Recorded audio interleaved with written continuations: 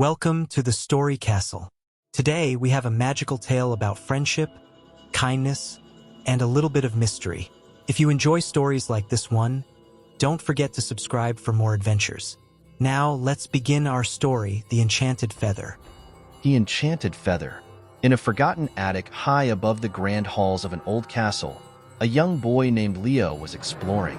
This was no ordinary attic. It was filled with treasures from long ago. Stacks of old trunks, crates piled high with dusty heirlooms, and shelves brimming with objects that seemed almost magical. Leo loved exploring hidden places like this, always hoping to find something mysterious.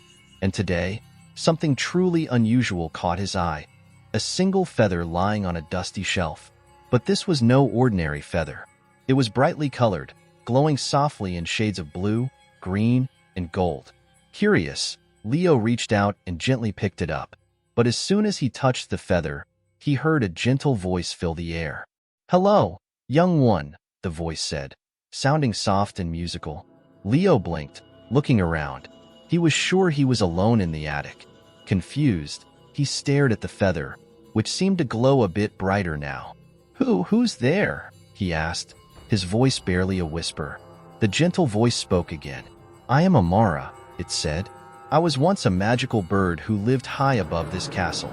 Many years ago, I lost my way, leaving this feather behind in hopes that someone kind would find it and help me return to the skies." Leo's eyes widened. A magical bird? Right here in the castle attic? His heart filled with wonder and excitement. "Well, Amara," he said with a smile, "I'll help you find your way back." Amara's voice sounded joyful as she replied, "Thank you, Leo. Follow my voice and I'll guide you." Holding the feather close, Leo began his journey through the castle, listening carefully to Amara's gentle instructions. She led him down winding staircases, through narrow, forgotten corridors, and past rooms filled with portraits of noble ancestors whose painted eyes seemed to watch him with curiosity and approval. As Leo continued, each time he felt unsure, the feather glowed a little brighter, reassuring him. And every time Amara's voice spoke, he felt a warmth fill his heart. Finally, after what felt like a long journey, Amara's voice grew stronger. "We're almost there, Leo. Just a bit farther." They came to a grand tapestry hanging on the castle's stone wall, its threads woven with gold and silver that sparkled in the dim light. Following Amara's guidance, Leo gently lifted the tapestry aside, revealing a small wooden door hidden behind it. Taking a deep breath, he opened it and stepped out onto a secluded balcony covered in ivy, open to the vast sky. Leo's eyes widened at the sight. The view was breathtaking. Rolling hills, a sparkling river, and lush forests stretched out as far as he could see. It was a perfect place for a magical bird. This must be where you flew. Isn't it, Amara?" he whispered, awe in his voice. "Yes," Amara's voice replied, filled with joy. "This was my home, the place where I soared freely. And now, thanks to you, I can return." As Leo held the feather high, it began to glow brightly, filling the balcony with a warm, golden light. And then, right before his eyes, the light transformed, forming the shape of a beautiful bird. There, standing on the balcony railing, was Amara herself. She was magnificent, her feathers shimmering with every color of the rainbow. Amara spread her wings wide and let out a joyful, musical song, filling the air with a melody that seemed to make the castle walls hum in harmony. "Thank you, Leo," Amara said, her voice filled with gratitude, "for your kindness, your courage, and your friendship."